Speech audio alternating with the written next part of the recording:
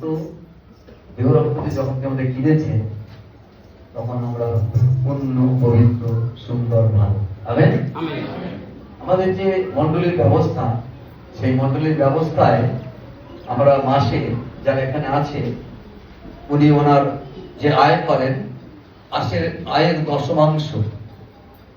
দশমাংশ মানে যদি 100 টাকা আয় করেন, 10 টাকা উনি ঈশ্বরের কাজের জন্য দেন। উনি এখন যে মাইনে পান সেই অনুসারে দশমাংশ তিনি দেন।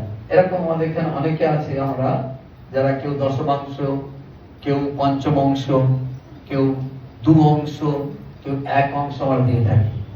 আবার গ্রামের দুস্থ অসহায় মানুষ খেটে কমে খায়, তারা ঠিক করে যে আমরা ঈশ্বরের জন্য কত দেবো।